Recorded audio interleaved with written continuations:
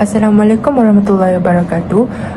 Saya Ahmad Fikri bin Omar dan kumpulan kami, kumpulan 8 akan membentangkan isu penyalahgunaan dadah dan cara membina akhlak generasi Muslim melalui Al-Quran dan As-Sunnah. Ahli kumpulan kami terdiri daripada saya, Adam Muiz dan juga Danish.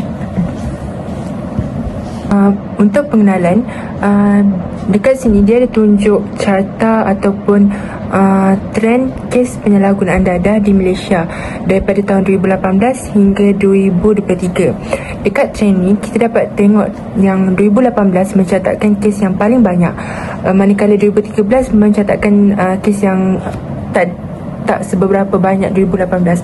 Jadi kat sini menunjukkan penurunan kes penyalahgunaan dadah yang menunjukkan kesan yang positif kepada negara kita maupun masyarakat sekeliling.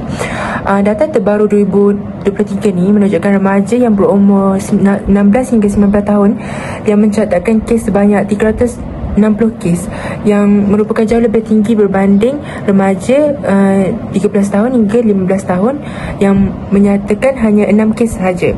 Remaja yang berumur lebih kurang tingkatan 4 hingga 5, kolej ataupun sekolah teknik lebih terdedah kepada pengaruh rakan sebaya dan tekanan hidup, termasuklah kelonggaran pergerakan. Jadi mereka ni lebih bebas untuk melakukan sebarang aktiviti penyalahgunaan dadah sebab diorang lagi bebas dan terdapat lebih banyak pengaruh rakan sebaya yang berakhlak buruk. Maksudnya akhlak dan pemantauan diri menjadi semakin penting apabila semakin meningkat usia.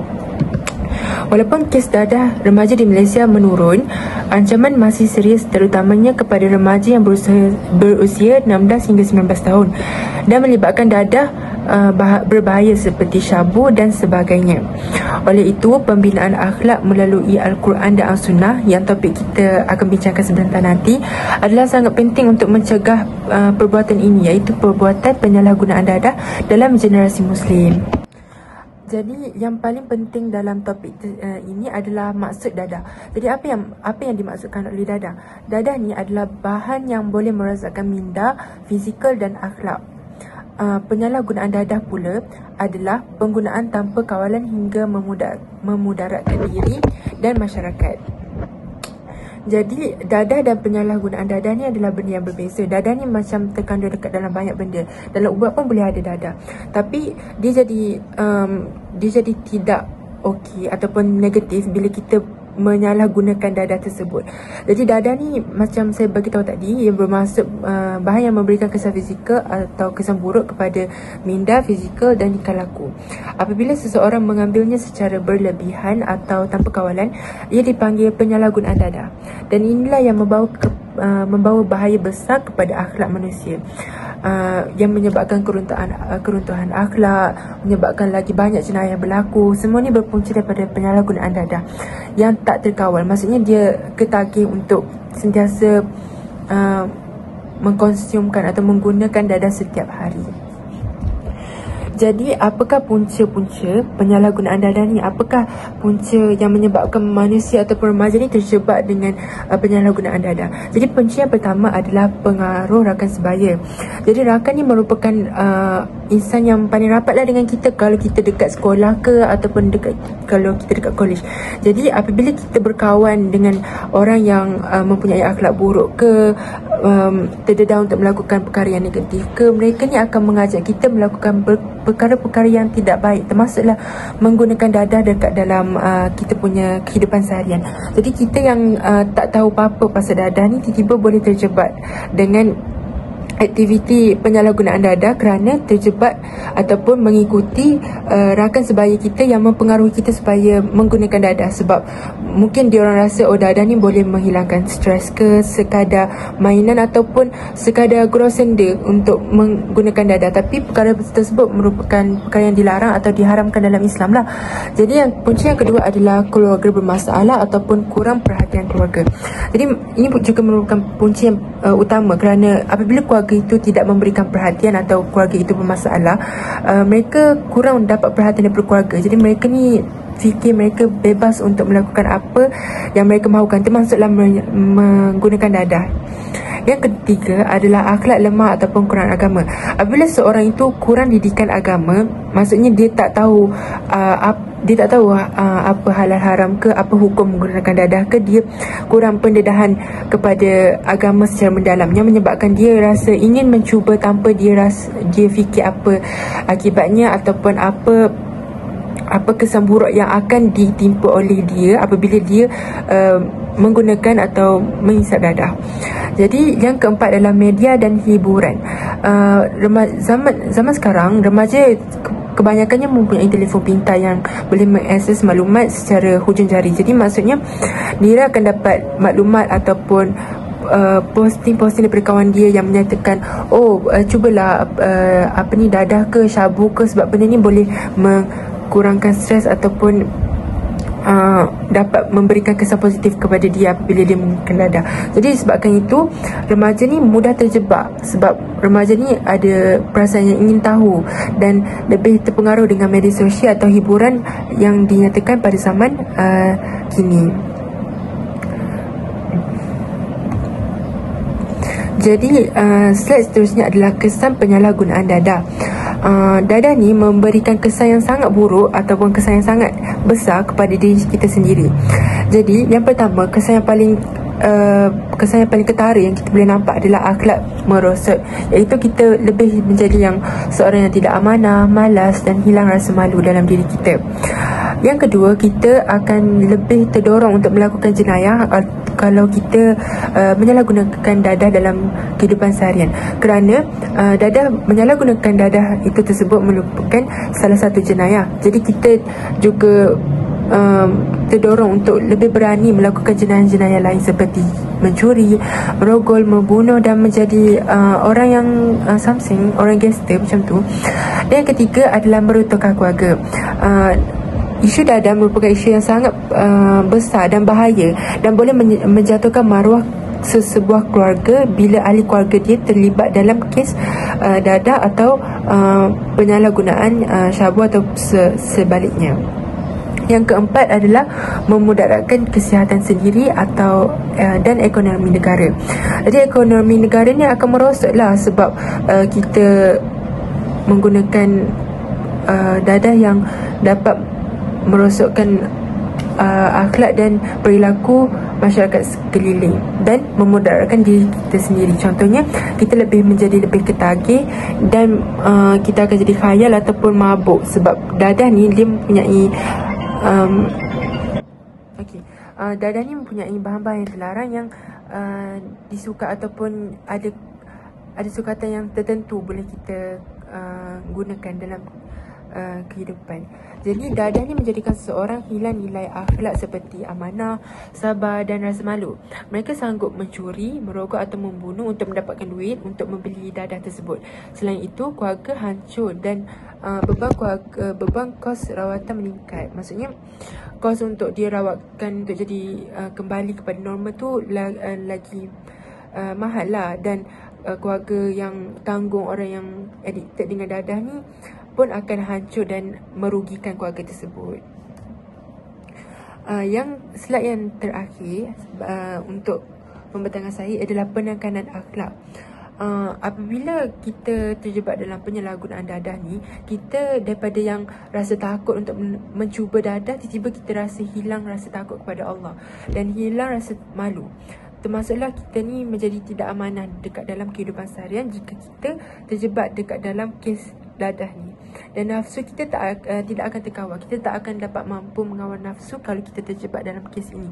Kerana bila kita terlibat dengan dadah, kita akan sentiasa ingin mencubanya, kalau boleh macam setiap hari, sebab kita dah addicted ataupun dalam bahasa Melayu kita dah ketagih dengan dadah tersebut. Dalam Islam, akhlak dan asas kehidupan, akhlak adalah asas dalam kehidupan. Dadah ni ia akan menghilangkan rasa takut kepada Allah dan rasa malu yang menjadi benteng manusia kepada melakukan dosa tanpa akhlak. Melakukan dosa tanpa akhlak ni, seseorang tu mudah tergelincir dalam maksiat dan jenayah.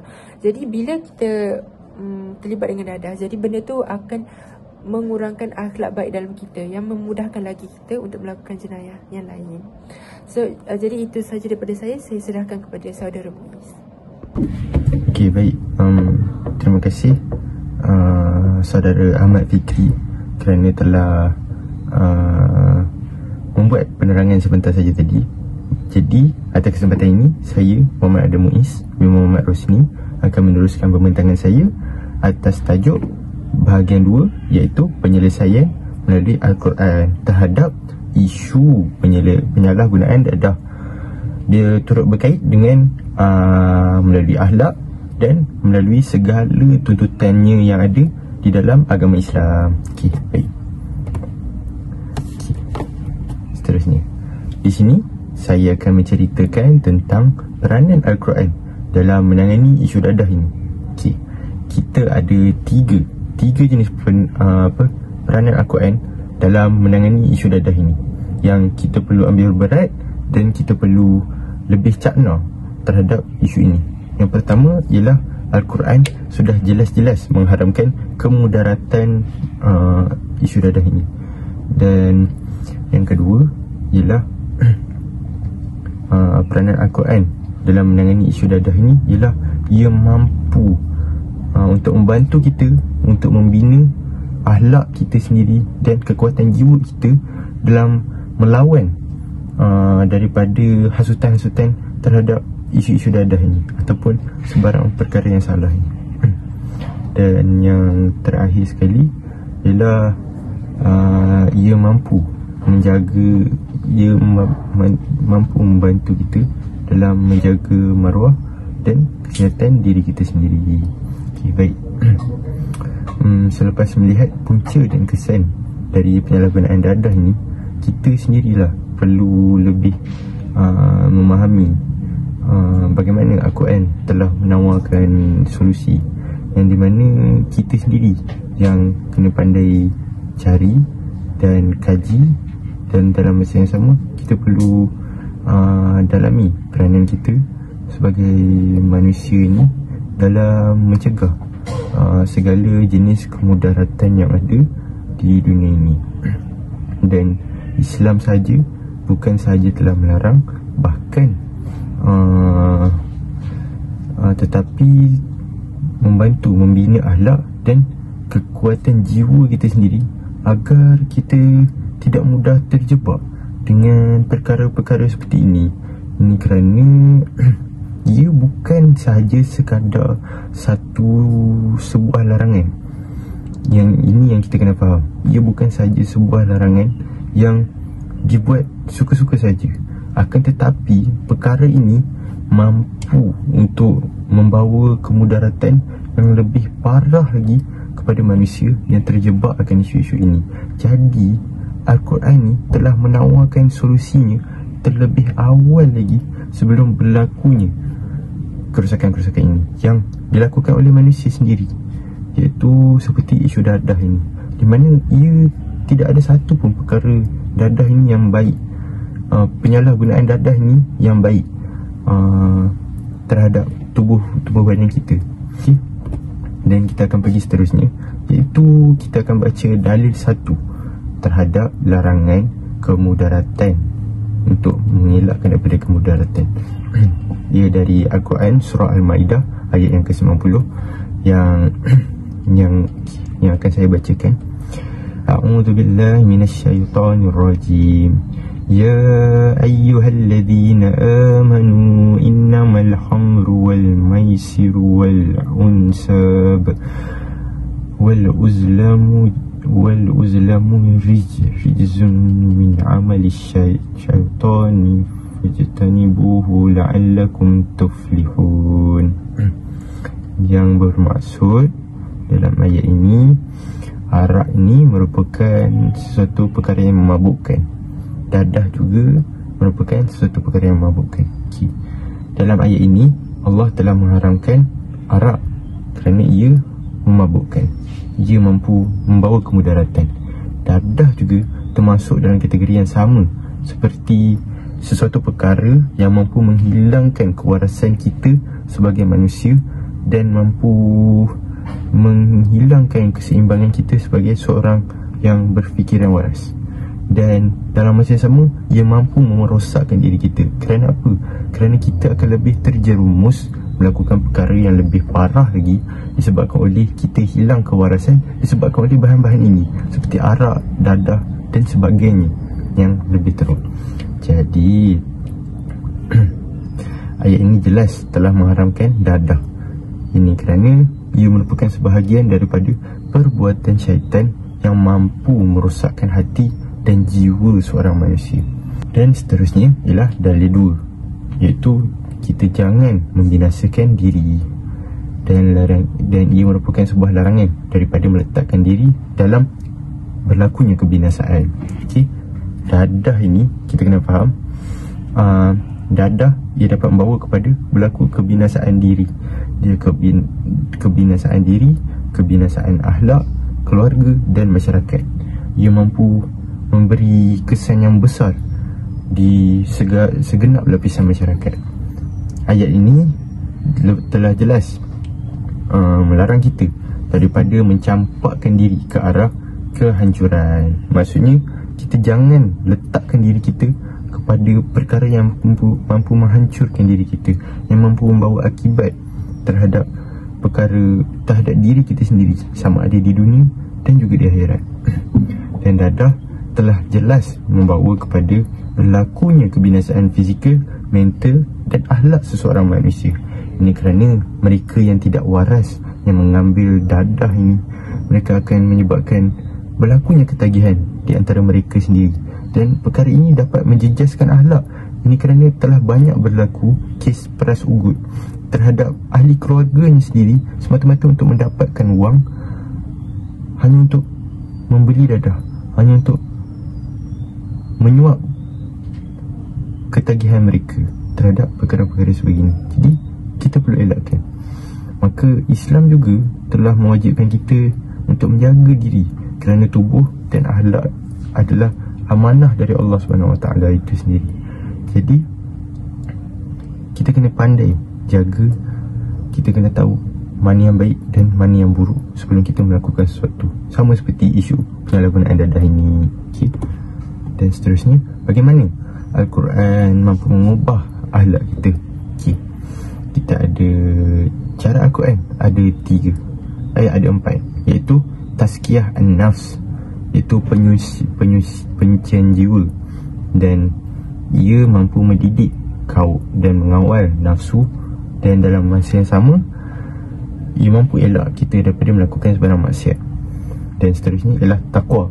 Takwa ni kita kena faham, takwa ini merupakan perasaan takut kepada Allah. Jadi kalau kita takut kepada Allah SWT, kita akan elak daripada melakukan dosa ini.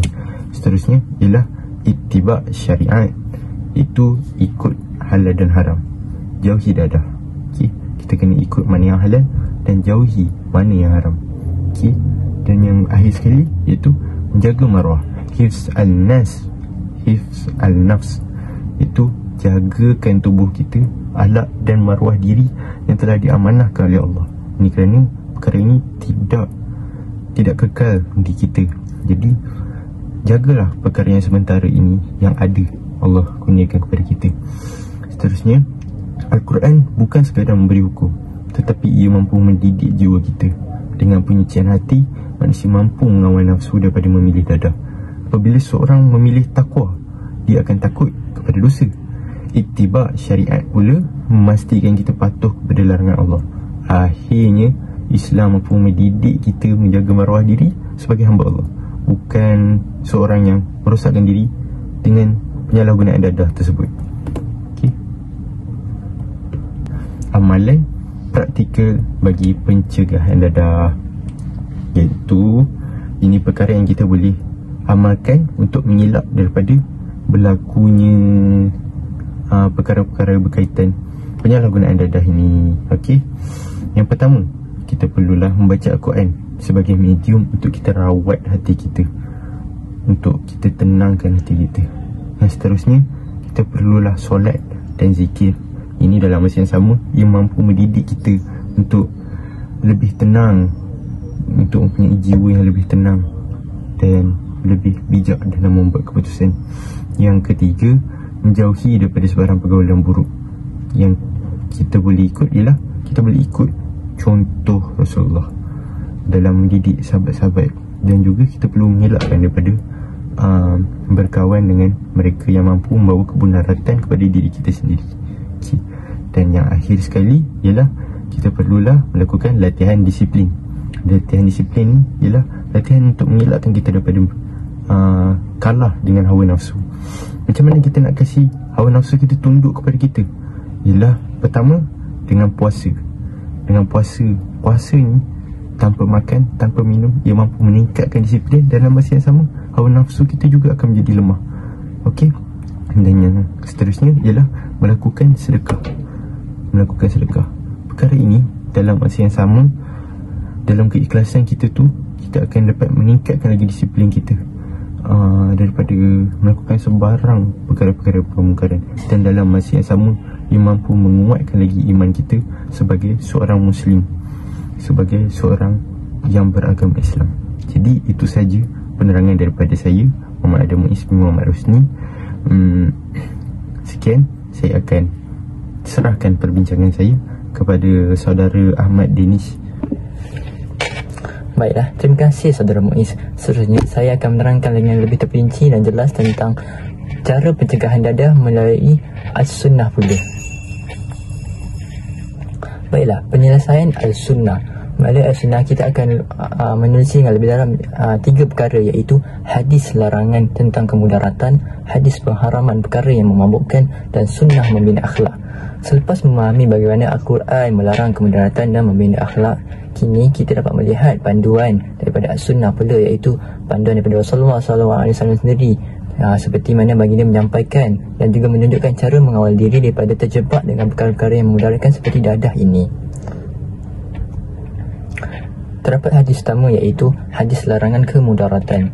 Tidak boleh hadis tersebut berbunyi seperti tidak boleh memberikan mudarat dan tidak boleh membalas mudarat dengan perbuatan yang mudarat. Hadis riwayat Hasan, riwayat Ibnu Majah, Ad-Daraqutni dan yang lain. Dadah memudaratkan diri dan juga masyarakat. Seperti yang kita tahu, dadah merupakan musuh negara dan juga musuh dalam masyarakat. Kerana individu yang terjebak dengan dadah akan memberi banyak kesan dalam hidupnya dan persekitarannya. Dan hadis ini menyatakan bahawa umat Islam dilarang untuk mengambil ataupun memiliki dadah kerana ianya sesuatu yang mendaratkan. Dan dadah jelas memberikan pengaruh ataupun kesan yang buruk terhadap akhlak, kesihatan, keturunan dan juga ekonomi sesebuah individu tersebut. Dan amatlah penting untuk kita menjauhi dadah kerana ianya merupakan perintah agama.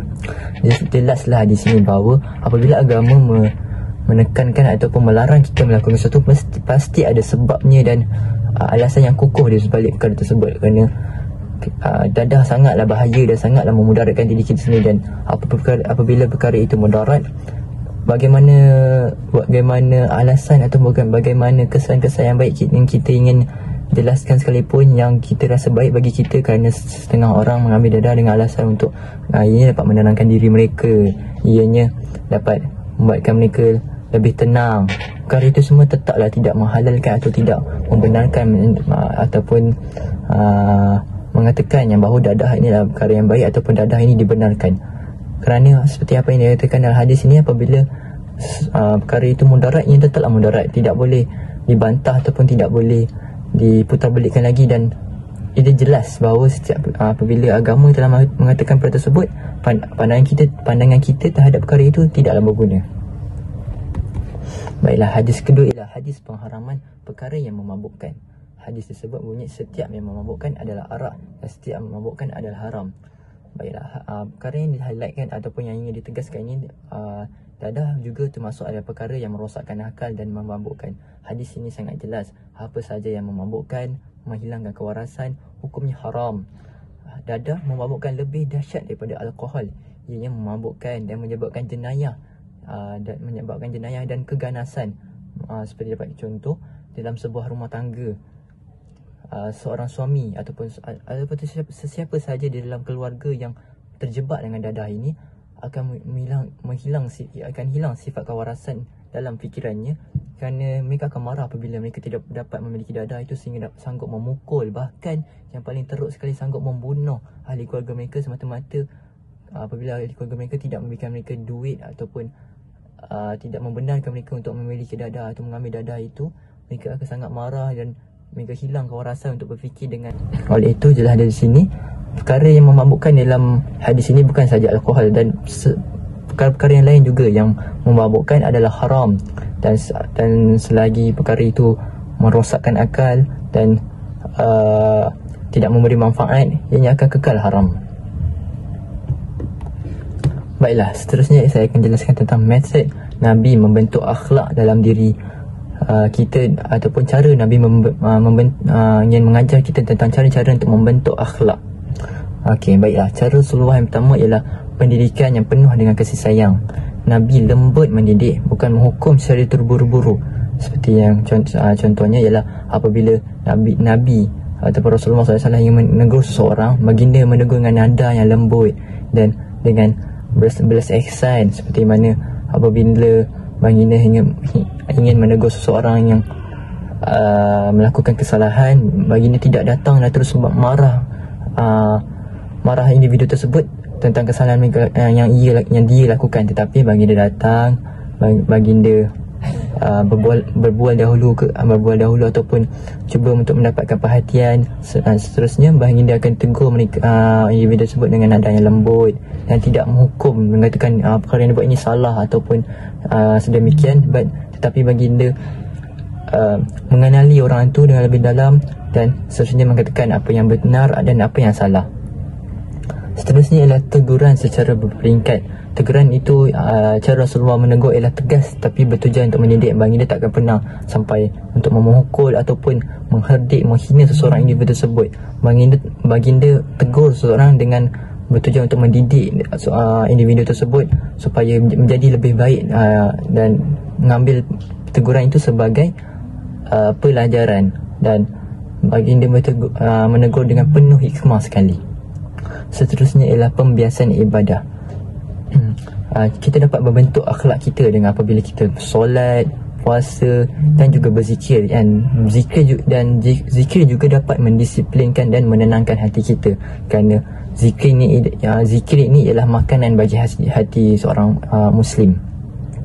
Apabila kita melakukan amal ibadah seperti ini, kita dapat membentuk akhlak dan jati diri kita untuk menjadi seorang Muslim yang lebih baik dan taat dan tawaduk kepada perintah-perintah Allah dan sentiasa mengikut perintah Allah. Kerana apabila seseorang itu beribadah ataupun menjadi seorang hamba yang baik dan beriman kepada Allah, menyembah Allah, melakukan ibadah kepadanya secara tak langsung, akhlak itu dapat terbentuk dengan sendirinya di dalam diri individu tersebut. Dan akhir sekali ialah peranan keluarga. Keluarga memainkan peranan yang sangat penting, kerana keluarga iaitu seperti keluarga ialah orang ataupun keluarga merupakan yang paling dekat dengan kita, dan rumah itu sendiri ialah ibarat tempat tarbiyah, tempat yang pertama. Apabila seseorang individu melakukan kesalahan ataupun di luar, kita tak boleh salahkan orang lain, tapi semua orang akan pandang kepada keluarga dia dahulu. Bagaimana keluarganya baik ke tidak, bagaimana asal-usul keluarganya datang daripada keluarga yang macam mana, dan perkara itu semua amatlah penting dan merupakan antara faktor-faktor utama akhlak seseorang itu di dalam masyarakat.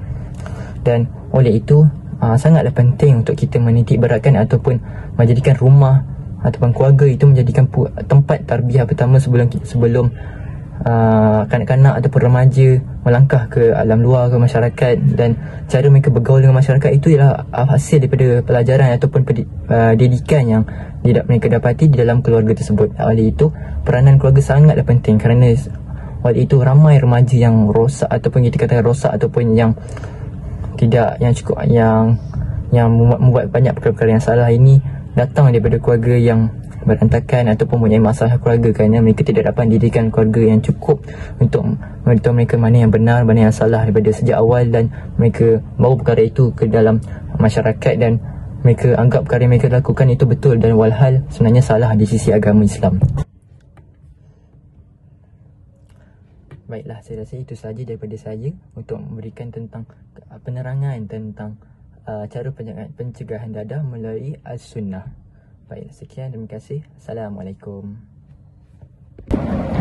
Jadi untuk kesimpulan pembentangan daripada ahli kumpulan kami, saya, Muiz dan Danish, ini dapat disimpulkan bahawa penyalahgunaan dada dalam kalangan remaja ni merupakan isu akhlak yang memberi kesan besar kepada diri sendiri, keluarga dan juga masyarakat. Walaupun statistik menunjukkan penurunan, ancaman ini masih serius, terutamanya bagi remaja yang berumur 16 hingga 19 tahun. Jadi perkara ini wajarlah ditekankan dan diberi perhatian kepada ibu bapa serta pensyarah ataupun guru-guru untuk sentiasa memantau aktiviti dan perilaku anak murid atau anak mereka. Termasuk juga Al-Quran telah menjelaskan, Al-Quran dengan jelasnya menegah perbuatan yang membawa kemudaratan seperti yang dinyatakan dalam surah Al-Maryah ayat 90. Dan melalui panduan ini, akhlak generasi Muslim dapat dibina melalui pembinaan iman, pengawalan nafsu, pengukuhan disiplin dan juga peranan keluarga dan masyarakat dalam memberi pendidikan yang berterusan kepada mereka-mereka yang ingin terjebak ataupun mereka-mereka yang kurang imannya, yang terdedah untuk melakukan perkara negatif. Oleh itu, usaha mencegah penyalahgunaan dada bukan hanya tanggungjawab pihak berkuasa tetapi juga bergantung kepada pembentukan akhlak menurut Al-Quran dan Sunnah. Remaja ni dia sebagai peneraju masa depan. Dia wajib menjaga maruah diri dan tubuh dia sebagai amanah yang diberikan kepada Allah, yang diberikan daripada Allah SWT. Melalui kekuatan iman dan akhlak mulia, masyarakat Muslim mampu melahirkan generasi yang bebas dadah dan berakhlak tinggi. Jadi itu sahaja daripada kumpulan kami. Sekian, terima kasih.